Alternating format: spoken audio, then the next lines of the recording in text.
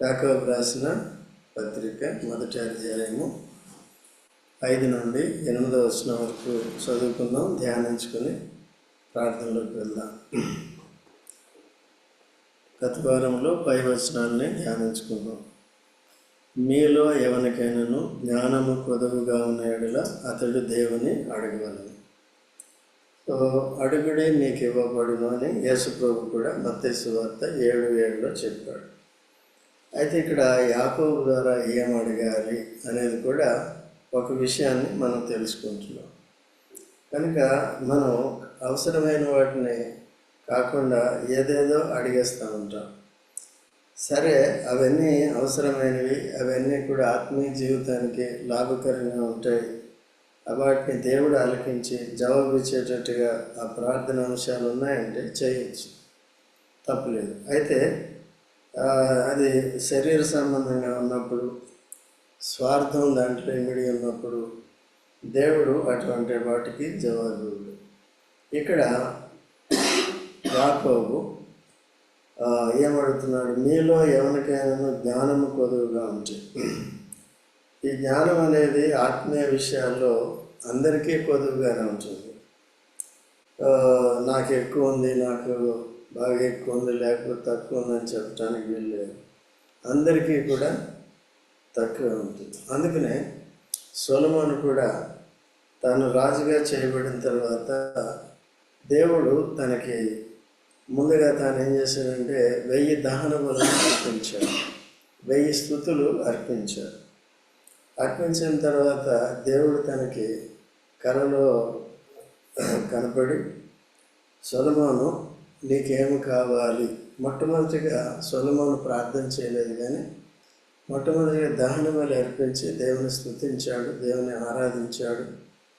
ఆ రీతిగా చేసిన వెంటనే దేవుడు స్పందించి నీకేమి కావాలి? మొదటి రాజులు 3వ అధ్యాయంలో ఉంటుంది, మీరు తర్వాత చదువుకోవచ్చు. మొదటి నుంచి 12వ వచనం వరకు ఆ సంఘటన మీకు తెలిసే ఉంటుంది.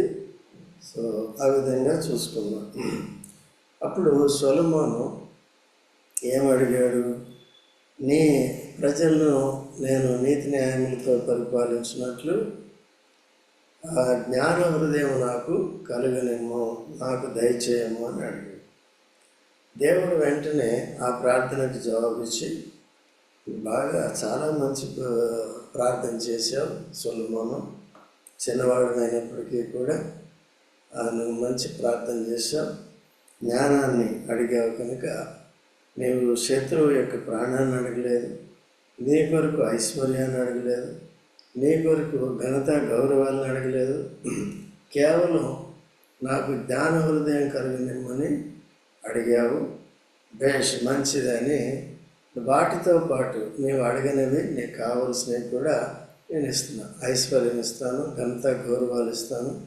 నీ వంటి భూరాజులు జ్ఞాన విషయంలో కానీ, ఐశ్వర్యంలో కానీ, ఘనత విషయంలో కానీ ఇంకొకరు భూమి మీద ఉండరు మనుషుల్లో నుండి అని దేవుడు వెంటనే జవాబు ఇచ్చాడు. ఆ రకంగానే చేశాడు. దేవుడు వెంటనే తనకి జ్ఞానం ఇచ్చిన తర్వాత ఒక పరీక్ష పెట్టాడు.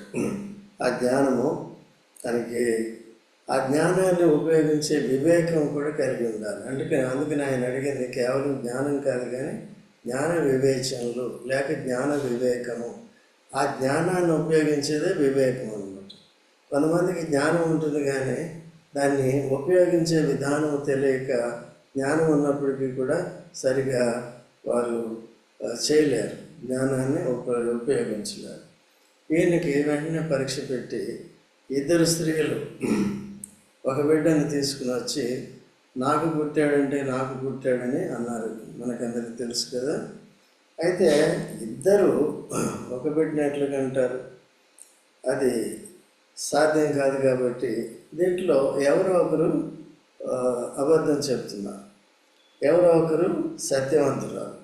సో దీన్ని తెలుసుకోవాలంటే ఇది క్లిష్టమైన పరిస్థితి. దీనికి జ్ఞాన వివేచనలు, జ్ఞాన వివేకము కావలసిన వారే ఈ తీర్పు తీర్చాలన్నమాట. కనుక ఇప్పుడు భూ సంబంధంగా చూసినట్లయితే చట్టాలు ముందుగానే రాసి పెడతారు అన్నమాట. ఈ నేరం చేస్తే ఇది, ఈ నేరం చేస్తే ఇది. నేరానికి శిక్ష ఉంటుంది తప్ప పరిష్కారం అనేది ఉండదన్నమాట. అయితే ఇక్కడ పరిష్కారం చూపించి నీతిమంతులకి న్యాయం జరిగించి పాపం చేసిన వారికి, తప్పు చేసిన వారికి శిక్ష విధించే రీతిగా దేవుని యొక్క తీర్పులు ఉంటాయన్నమాట. మానవ పరిపాలనలో కొన్నిసార్లు నీతిమంతులైన న్యాయాధిపతులు ఉంటారు, కొంతమంది ప్రలోభానికి గురయ్యేవారుగా ఉంటారు. మన దేవుడు ఎప్పుడు కూడా లంచం పుచ్చుకొని కొనని వాడు. అందుకనే దేవుడు మెచ్చుకునేటట్లుగా మన తీర్పులు కూడా ఉండాలి. దానికి తగినట్టుగా మనకి జ్ఞానం కూడా కావాలంటే ఆ జ్ఞానమే ఇస్తాడు. కనుక దేవుడు మనకి ఏ పని ఇచ్చినా, ఏ పరిచయం ఇచ్చినప్పటికీ కూడా దానికి జ్ఞానాన్ని ముందుగా మనం అడగాలి. దీనికి చేసే జ్ఞానం నాకు అనుగ్రహించుకోవా, ఆరాధించే జ్ఞానం నాకు అనుగ్రహించు, ప్రార్థించే జ్ఞానం నాకు అనుగ్రహించు, లేకపోతే సువార్త చేసే జ్ఞానం నాకు అనుగ్రహించు. ఏ పరిచర్య చేసినప్పటికీ తగిన జ్ఞానము అడిగి. ఈ వచనాన్ని చాలామంది ఏం చేస్తున్నారంటే తల్లిదండ్రులు తమ పిల్లల కొరకు వినియోగించుకుంటున్నారు. అయ్యా, మా పిల్లలకి పరీక్షలు ఉన్నాయి, 10th ఉంది, ఇంటర్ ఉంది, ఇంకోటి ఉంది, దయచేసి జ్ఞానం కొరకు ప్రార్థన చేయండి. కాబట్టి ఇది అభ్యాసం ద్వారా వచ్చేది ఈ జ్ఞానం. అయితే దేవుడు కూడా చురుకైన మనసు ఇవ్వటం అదంతా అవుతుంది. బట్ ఇది దీని కొరకే మనం అడిగినప్పుడు ఒక విధంగా ఆత్మీయ జ్ఞానంలో వారు వర్ధిల్లకుండా, దాన్ని పిల్లల పట్ల మనం కోరుకోకుండా, దాని కొరకు ఆత్మీయ జ్ఞానం కొరకు ప్రార్థన చేయకుండా కేవలం అది పక్కన పెట్టి ఇదే కావాలంటే అది స్వార్థపూరితమైన శరీర సంబంధమైన ప్రార్థన అవుతుంది, దేవుడు అంగీకరించడు. కాబట్టి సొలొమోను యొక్క పరీక్షలో నెగ్గాడు. తనకి జ్ఞానము, దేవుడిచ్చిన జ్ఞానం. ఈ జ్ఞానం నీకు ఎలాగొచ్చిందంటే దేవుడిచ్చాడని చెప్పాలి. ఎందుకంటే అడిగాడు కాబట్టి, పొందాడు కాబట్టి, దాన్ని బట్టి కూడా దేవుని స్తుతించేవాడు ఉంటారు. కనుక ఒక ఇద్దరు అన్నప్పుడు కత్తి తీసుకొచ్చి 2 ముక్కలు చేసి సైనికుడికి చేసి చెరుక ఆమెకి ఇచ్చేయమన్నప్పుడు ముందుగా ఏం చెప్పిందంటే, దొంగ తల్లి, అబద్ధం ఆడిన తల్లి, 2 ముక్కలు చేసేయండి. నిజమైన తల్లి, లేదు నాయన, లేదు రాజా, వద్దు, బతికిని, తన దగ్గర ఉండి నా బిడ్డ బతికితే చాలు. కాబట్టి అప్పుడు వెంటనే సొలొమోను గ్రహించి బ్రతకాలి అన్న తల్లి సరైంది, ఆమె అబద్ధపు తల్లి 2 ముక్కలు చేయాలి. కాబట్టి అనేక సార్లు కేవలం పిల్లల విషయాల్లో కాదు కానీ కుటుంబాల్లో కూడా స్వార్థాలు జరిగినప్పుడు భార్యాభర్తల మధ్యలో ఇవే సమస్యలు వస్తూ ఉంటాయి. కనుక సంఘాల్లో కూడా ఇవే సమస్యలు వస్తూ ఉంటాయి అన్నమాట. కాబట్టి సంఘం విడిపోయినా పర్వాలేదు, సంఘం పాడైపోయినా పర్లేదు, అనేక ఆత్మలు నశించిపోయినా పర్లేదు, అనేక మంది పెడదవ పెట్టినా పర్వాలేదు, నాకు ఘనత గౌరవాలు ఈ చర్చిలో ఉంటే చాలు అంటారు. అది దేవుడు కుటుంబాల్లో కూడా భర్తకి ఇవ్వాల్సిన బాధ్యతలు భర్తకి ఇచ్చాడు, భార్యకి ఇవ్వాల్సినవి భార్యకి ఇచ్చాడు. ఒకరి మీద ఒకరు అధికారం చేసుకోవటం కాదు కానీ తమ ఇంటిని కట్టుకోవాలి. ఎందుకంటే పిల్లలు పుడతారు, పిల్లలు కూడా జాగ్రత్తగా ఉండాలి. ఒక రకంగా ఆత్మీయ జ్ఞానం కలిగినప్పుడు భౌతికంగా మనం ఈ తెలివితేటలు ఉపయోగించు. ఈ శరీరంలో ఉన్న ప్రకృతి తెలివి ఎటువంటిదంటే అది కపట తెలివి అన్నమాట. కాబట్టి అది పోవాలి. ఆ కపటము దాని నుంచి పోయిన తర్వాత ఇప్పుడు ఆత్మ సంబంధమైన తెలివిని ఉపయోగించే ప్రతి భర్త, ప్రతి భార్య కూడా వారి ఇల్లుని కట్టుకుంటారు. వాళ్ళు ఎంతో సంతోషంగా ఉంటారు. వాళ్ళ పిల్లలు కూడా మాదిరికరంగా ఉంటారు, మర్యాదగా ఉంటారు, దైవభయము, భక్తి కలిగిన వారు ఉంటారు. తల్లిదండ్రులతో పాటు మందిరానికి కూడా వస్తూ ఉంటారు. సో ఆ విధంగా దేవుని వాక్యాన్ని చిన్ననాటి నుంచి కూడా నేర్చుకుని వర్ధిల్లేవారుగా ఉంచారు. కాబట్టి అలాగా ఉండేది నేర్చుకోవాలి. కనుక ఆ స్త్రీ 2 ముక్కలు చేసేయండి. దానికి కంటే కదా బేగు తీపి తెలిసేది. కాబట్టి అలా లేదు. కాబట్టి అట్లా అనేకసార్లు మనం ప్రయాసపడకుండా ఇదే ఒకవేళ అధికారాన్ని కోరుకున్నప్పుడు అధికారి అయితే తాను ప్రయాసపడలేదు కాబట్టి తాను కనలేదు కాబట్టి దానికి అధికారం ఉంటే చాలు అనుకుంటారు చాలా. సో అలాంటిది మనం ఎక్కడా కూడా ఆత్మీయ స్థలాల్లో, దేవుడు ఉండే స్థలాల్లో ఉండకూడదు. అయితే బయట కూడా ఉండకూడదు. అక్కడ కూడా గొడవలు వస్తాయి. ఆఫీసుల్లో కూడా దాన్ని బట్టి గొడవలు వస్తూ ఉంటాయి. తర్వాత సాతానుడు పనిచేస్తూ ఉంటాడు, నెమ్మది లేకుండా చేస్తాడు. చివరికి ఎక్కడ అన్యాయం అక్రమం చేసినప్పటికీ కూడా ఫైనల్గా తీర్పు తీర్చే దేవుడు అన్నమాట. అందుకనే మనం ఎప్పుడూ కూడా ఆత్మ సంబంధమైన జ్ఞాన వివేచన, ఉంటే జ్ఞానం కాదు కానీ జ్ఞానంతో పాటు వివేచన కూడా దయచేయమని సొలొమోను అడిగినట్టుగా మనం అడిగాలి. తాను పొందిన తర్వాత ఆ జ్ఞానంతో అటువంటి ప్రజలకి న్యాయం తీర్చాడు. మొట్టమొదటిగా శాంపులే సక్సెస్ అయ్యాడు. అలాంటివి ఎన్నో సమస్యలు వచ్చి ఉంటాయి. వాటన్నిటిని పరిష్కారం చేసుకుంటూ అక్కడ నెమ్మదిగా ఉండటానికి ఈ రాజు సరిగ్గా జ్ఞానం కలిగిన వాడు, వివేచన కలిగిన వాడు కాబట్టి తప్పు చేసేవారు కూడా జాగ్రత్తగా ఉంటారు. ఎందుకంటే శీఘ్రంగా శిక్ష రాజు విధించేస్తాడనమాట. కాబట్టి ఆ జ్ఞానాన్ని బట్టి దేవుడు దైవ చిత్తానుసారంగా, వాక్యానుసారంగా తాను దేవుని యొక్క మందిరాన్ని, శృంగార దేవాలయాన్ని చాలా అద్భుతంగా 7 సంవత్సరాల్లో నిర్మించాడు. తర్వాత అయిపోయింది. తన జ్ఞానం అంతవరకు ఉపయోగించాడు. తర్వాత తాను తన ఇంటిని, రాజనగర్ని 13 సంవత్సరాలు కట్టుకున్నాడు. కట్టుకున్న తర్వాత ఈ విలాసాలకి గురయ్యాడు. పరిశోధిస్తాను, తెలుసుకుంటానని బహుభార్యాత్వం 1000 మంది భార్యల్ని చేసుకున్నాడు. 300 మంది భార్యలు, 700 మంది ఉపపత్నుల్ని చేసుకుని వారిని బట్టి అన్ని స్త్రీలను చేసుకున్నాడు. కాబట్టి ఆ విధంగా వారు విగ్రహాల తట్టు దాన్ని తిప్పేశారు. ముసలితనంలో అప్పుడు మళ్ళీ తిరిగి కళ్ళు తెరుచుకొని అప్పుడు రాశాడు సామెతలు కానీ, తర్వాత ఇవన్నీ కూడా ఏది తప్పు ఏది ఒప్పు అనే విషయాలన్నీ కూడా తాను రాశాడు. తర్వాత ప్రసంగి గ్రంథం కూడా ఆ విధంగా రాశాడు. మానవ కోటికి ఇదే విధి, దేవుని వల్ల భయభక్తులు కలిగి దేవుని యొక్క ఆజ్ఞలను పాటించుటే మానవ కోటికి విధి అని చెప్పాడు అన్నమాట. కనుక ఈ జ్ఞానం ఉన్నప్పుడు ఆ జ్ఞానానుసారంగానే జీవితాంతం నడుచుకోవాలి. కానీ సొలొమోను వాళ్ళ మధ్యలో తప్పిపోయేవారుగా ఉండకూడదు. సబూదిని ఆధారం చేసుకుని నేను పరిశోధిస్తాను, ఈ విందులు చేసుకుంటే ఏంటి ఆనందము, ఇవన్నీ చూస్తాను, ఎక్కువ మందిని భార్యలు చేసుకుంటే వచ్చే నష్టం ఏంటి, ఇవన్నీ చూస్తానంటే అట్లా అయిపోతుంది. సరే, దేవుడు అనుమతించాడు, ఆ విధంగా చేశాడు. మనకి అది పాఠంగానే అలా చేయాలని కాదు. ఆయన మాదిరి కాదు మనకి సొలొమోను. ఈ విషయాల్లో మంచిగా దైవికమైన విషయాల్లో చేసిన వాటిలో మాదిరి. నీతి ఆ స్త్రీల విషయంలో న్యాయాన్ని పాటించాడు, అది మాదిరే. కానీ అన్ని విషయాల్లో కూడా యేసుప్రభు ఒక్కడే మనకు మంచి మాదిరి అన్నమాట. తర్వాత యేసుప్రభుని అనుసరించి ప్రవర్తించిన వారంతా కూడా మాదిరిగా మనం తీసుకోవాలి. పౌలు తీసుకోవచ్చు. మార్పు చెందిన అపోస్తలులు కూడా మనకు పునాది వేశారు. సో పరిచర్య విషయంలో కానీ, ప్రవర్తన విషయంలో కానీ, సో దాన్ని మనం పాటించేవారు వారుగా ఉండాలి. కాబట్టి అడుగుడు మీకు ఇవ్వబడిన అంటే ఏమడగాలి? జ్ఞానము కొదువుగా ఉందని ఒప్పుకోవాలి. ఇప్పుడు నాకు జ్ఞానం ఉందని అన్ని తప్పులు చేస్తూ ఉంటాం మనం.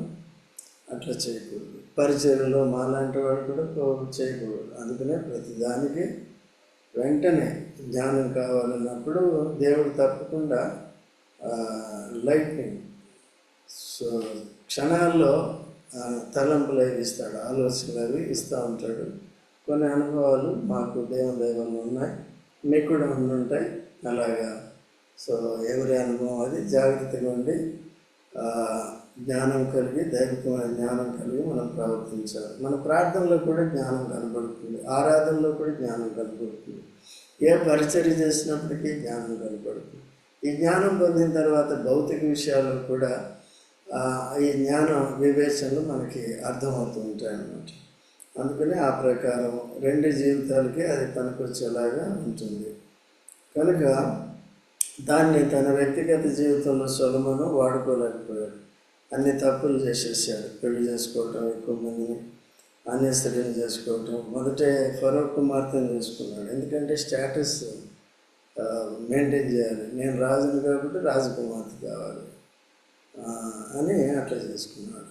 ఇశ్రాయేల్లో అప్పటికి ఎవరు లేరు కాబట్టి అనుకున్నాడు ఏమో అప్పటికి, ఎందుకంటే సౌలు కుటుంబం అంతా పాడైపోయింది, అందుకనే బయటికి వెళ్ళి తెచ్చుకున్నాడు. ఇటువంటి జ్ఞానాన్ని చాలామంది ఈ దినాల్లో సంఘాల్లో కూడా కుటుంబాల్లో కూడా వినియోగించేవారుగా ఉంటున్నారు. ఇటువంటి తంత్రాలు ఉండటానికి వీల్లేదు. అది మనల్ని నష్టం చేస్తుంది, మన ఆత్మీయ జీవితాన్ని, సంఘాన్ని, తర్వాత ఇళ్ళని కూడా, కుటుంబాన్ని కూడా పాడు చేస్తుంది. అతడు దేవుణ్ణి అడగవలను, ఎందుకంటే సమస్త జ్ఞానానికి ఆధారమైన వాడు దేవుడే కాబట్టి జ్ఞానం దేవుడే ఇస్తాడన్నమాట. కనుక దేవుణ్ణి అడగాలి, దేవుడు ఇచ్చేవన్నీ దేవుడి దగ్గర అడగవలను, అప్పుడు అది అనుగ్రహింపబడును. ఆయన ఎవరిని గద్దెంపుగా అందరికీ ధారాళముగా దైవ జ్ఞానం కోరుకునేవాడు ఎవరిని గద్దించడం అన్నమాట. అదంటే దేవునికి ఇష్టంగా ఉంటారు, దేవునికి ప్రాబ్లం ఉండదు, అందుకని ఆ జ్ఞానాన్ని ఎవరికైనా ఇచ్చేస్తారు అన్నమాట. ఆ జ్ఞానం ఎటువంటిది? యాకోబు అని చెప్పాడు చూడండి, 17వ వచనం, 3:17లో త్వరగా చదవండి. 3:17 మొట్టమొదట పవిత్రమైనది, తరువాత సమాధానకరమైనది, మృదువైనది, సులభముగా లోబడినది, కనికరముతోను మంచి ఫలములతోను నిండుకొనినది, పక్షపాతమైనను వేషధారణను లేనిది అయి ఉన్నది. చూసారంటే లేనిది అయి ఉన్నది. కాబట్టి ఇది పైనుండి వచ్చే జ్ఞానం మొట్టమొదటి పవిత్రమైనది, సమాధానకరమైనది, సులభంగా లోబడేది, మంచి ఫలములతో నిండుకున్నది, పక్షపాతమైన వేషధారణను ఈ జ్ఞానంలో లేదు. కానీ మనం ఇతరుల జ్ఞానం ఉపయోగించేటప్పుడు మనం చూడొచ్చు అన్నమాట, వాళ్ళు మాట్లాడే మాటల్లో తెలిసిపోతుంది. అదే 14-15 వచనాలు చూస్తే ఏమని చూడండి, 14-15 వచనాలు 3. అయితే మీ హృదయంలో సహింపనలది కాని మత్సరమును వివాదమును ఉంచుకునే వారైతే అతిశయపడవద్దు, సత్యమునకు విరోధముగా అబద్ధమాడవద్దు. ఈ జ్ఞానము పైనుండి దిగి వచ్చినది కాక భూ సంబంధమైనది, ప్రకృతి సంబంధమైనది, దయ్యముల జ్ఞానం వంటిది. భూ సంబంధమైన జ్ఞానం, ప్రకృతి సంబంధమైన జ్ఞానం, దయ్యముల జ్ఞానం అంటే ఇదన్నమాట. అంటే ఇది కపట ప్రకృతి సంబంధం అంటే యుక్తితో కూడిన జ్ఞానం అన్నమాట. యుక్తి సాతానుడు మొట్టమొదటిగా ఉపయోగించాడు, ఎందుకంటే హవ్వ ఆ చెట్టు దగ్గరికి వెళ్ళినప్పుడు వెంటనే యుక్తితో మొదలుపెట్టాడు సంభాషణ. అమ్మ, ఈ చెట్టు పండు తింటే ఏమవుతుంది అంటే, దేవుడు దీన్ని తినవద్దన్నాడు, తినదను నిశ్చయంగా చచ్చిపోతామని చెప్పాడు అని దేవుడు చెప్పిన మాటలు సైతానికి వీళ్ళు చెప్తే, సైతాన్ ఏమంటాడు, మీరు చావనే చావు. దేవుడు ఏమన్నాడు, దేవుడు సత్యవంతుడా, వీడు సత్యవంతుడా? వీడు అబద్ధికుడు మొదటి నుంచి. వీడు మాట ఉంది, దేవుడు చెప్పినట్టు జరిగింది కదా, సస్తావు సచ్చింది. ఇప్పుడు జ్ఞానం ఉంది, ఏమన్నా జ్ఞానం ఉన్నది కూడా పోయింది. కాబట్టి అప్పుడు ఆ రీతిగా అది ప్రకృతి సంబంధమైంది యుక్తి అనేది. తర్వాత ఇంకేంటది, సాతాను సంబంధమైంది, భూ సంబంధమైంది. సో ఇటువంటి యుక్తి ఇతరులను మోసం చేయటానికి ఉపయోగించే జ్ఞానం అంతా కూడా యుక్తితో కూడినది. ఇంగ్లీష్లో సటిల్ అంటారు, కన్నింగ్ అంటారు. సో అటువంటిది ఉండకుండా జాగ్రత్తగా చూడాలి.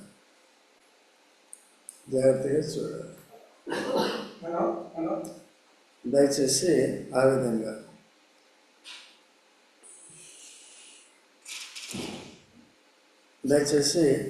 ఆ విధంగా చూడాలి. కాబట్టి జ్ఞానము కొద్దిగా ఉంటే ఏం చేయాలి, అడగాలి. ఎవరిని కూడా గద్దెంపకుండా అందరికీ ధారాళంగా ఏం చేస్తాడంటే జ్ఞానం ఇస్తాడు. అయితే అతడు ఏమాత్రమును సందేహింపక విశ్వాసముతో అడగవలను. సందేహించువాడు గాలి చేత రేపబడి ఎగిరిపడు సముద్ర తరంగమును పోలియుండును. అట్టి మనుషుడు ద్విమనస్కుడై తన సమస్త మార్గములు యందు అస్థిరుడు గనుక ప్రభు వలన తనకేమైనను దొరికినని తలంచు అన్నారు. అయితే దేవుణ్ణి అడిగినప్పుడు ఎట్లా అడగాలంట? విశ్వాసంతో అడగాలన్నమాట.